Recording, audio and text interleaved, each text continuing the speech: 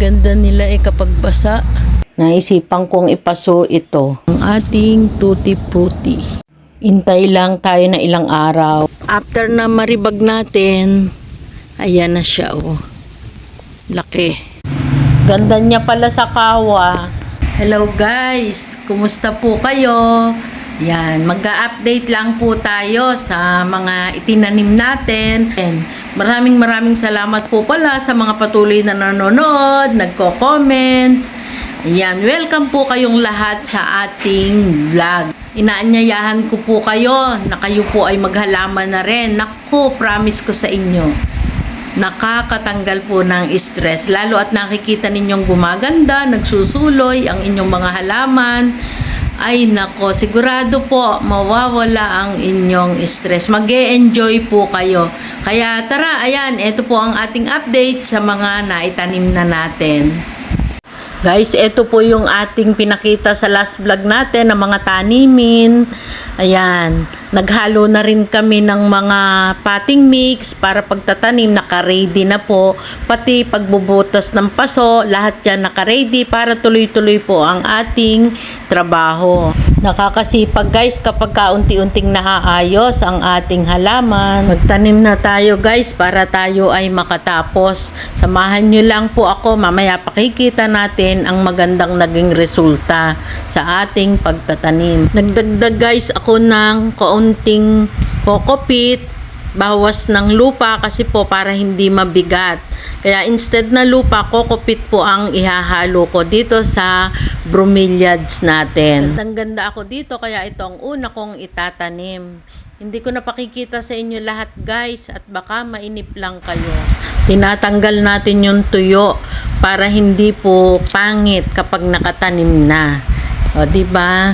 Yan, simple lang naman din po yung pagtatanim nito pero hindi po ako expert sa mga bromeliad kaya sabay-sabay po tayong mag-umpisa. Magulo ang aking pagtatanim. Nakita ko itong aking Prince of Orange. May nakita akong kawan na gamit na, sinubukan kong ilagay. Ayan, maganda naman guys. Kaya wag po kayong mag-try lang kayo kung saan nyo tingin nyo ay maganda, subukan nyo lang po. Katulad nyan, ang ganda po ng kinalabasan niya. Hindi naman kailangan na laging bagong paso. Pero dito, wala tayong magagawa sa mukbang na yan. Ayan, wala, pinutol ko na po yan. Kinat ko na, pinropa ko na. Padamihin na lang natin kaysa masayang. Pumangit, gawa po ng mukbangers. Guys, ayan, naitanim na po natin.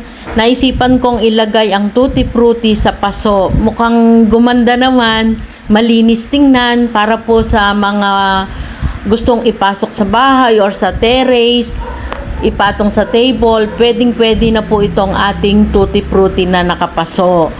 Kailangan lang talaga naiinitan din sila para lumabas po yung maganda nilang kulay.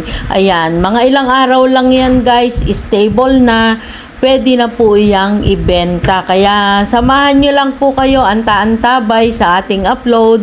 Pag napresyohan na po natin yan, may ugat na sila, pwede nang ibenta. Guys, may bromeliads po ba kayo? Pansin nyo ba pag bagong dilig, bagong spray, ang ganda po ng kanilang kulay. Kailangan nating mag voice over, may music. Ito na yung mga naitanim natin. Guys, ang bromelia daw po, mas naiinitan or mas nabibilad sila sa sikat ng araw, mas lalong lumalabas yung kulay. Pero ayaw din nila ng sobrang sikat ng araw, katulad pag summer, nasusunog din sila. Katulad ng ibang mga halaman, marami din silang variety. Ayan, katulad niyan sa shape ng dahon, nag-iiba-iba, sa kulay. Tapos meron po dyan na mayroon tinik sa gilid. Hindi ko alam eksakto kung dahon ba talaga yung tawag nila dyan or petals. Hindi ko pa po alam. I-search pa po natin. Meron na din tayong mga imperiales. Sana makapagpalaki tayo guys. Yan. Ito maganda. Ito medyo malaki-laki na yan.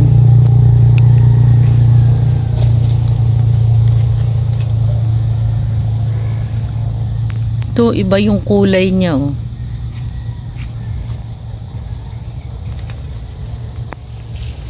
Naribag na natin. Pansin nyo ba? Ayan, malaki. Malaki na sila. Yung ating mga araucaria. Ito yung kanyang size bago ko siya naribag. At after na maribag natin, ayan na siya, oh. Laki.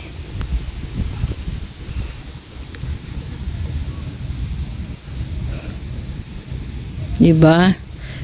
Laki ng pinag-iba.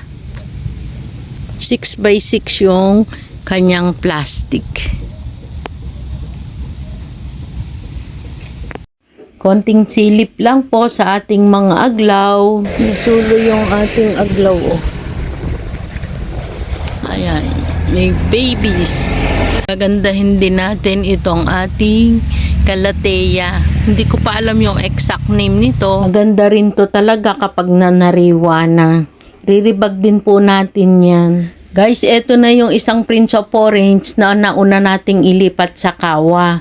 Kaya magkaiba po yung ating kawa. Pero ayan, nilagay ko po siya sa front. Nagandahan din talaga ako. Katabi ng araucaria, mas nakita yung kulay niya. Kaya yung isa, dinamay ko na rin. Kaya nga lang, iba yung kawa niya. Pero okay lang po yon, sa susunod na lang natin paparehasin. Sa ngayon, yun lang po muna yung ating nakitang pwedeng paglagyan. Ito po yung isa, ayan, kaiba yung kawa, pero okay lang. Ipupwesto na po natin. Ayan, buhat na po ni Tibo. Guys, Tibo talaga yung tawag ko sa kanya. Diyan natin ilalagay. Ayan guys, may kapartner na yung isa. Nilagyan na rin natin ng araucaria sa bandang baba. O diba, ang ganda po, at nilipat na rin natin ang ating adansoni doon. Marami pa tayong experiment na gagawin para makitang gumanda ang ating garden. Hanggang sa muli guys, maraming salamat po. Shout out Sabrina Vela. Guys, kung nagustuhan nyo po ang ating vlog, huwag niyo pong kalimutan i-like and subscribe ang ating channel, Plantita Verde PH. Plantita Verde's Garden po ang ating garden at located po ito sa Paligawan, Silang, Cavite. Ito na guys ang ating garden. Yan, paunti-unti po nating naaayos. Matatapos din yan ng pag-aayos. Ayan guys, hanggang sa muli po, maraming salamat sa inyong lahat. Huwag po kayong magsasawa ng panunood. Antay-antay lang po sa ating upload. Yan, makakapasyal din po tayo sa ibang garden. Basta wag niyo lang po akong iiwan. Yan, ito po ay located sa Paligawan, Silang, Cavite. Ayan, meron po kasi ako nakikitang isang paligawan doon sa may Santa Rosa, Tagaytay Road. Pero ito po ay dito sa Paligawan, Silang, Cavite. Yung natatandaan nyo, sila Ate Tess, Inay and Tess Garden, Ronald and Nina's Garden, Chabibi's Garden. Diyan po yan, tabi-tabi po kami dyan. Ate Telma's Garden. Yan, sino pa ba? Lisa's Garden. Shout out nga po pala sa mga nagko-comment. Bye-bye po muna sa inyong lahat. Hanggang sa susunod nating vlog uli. Bye!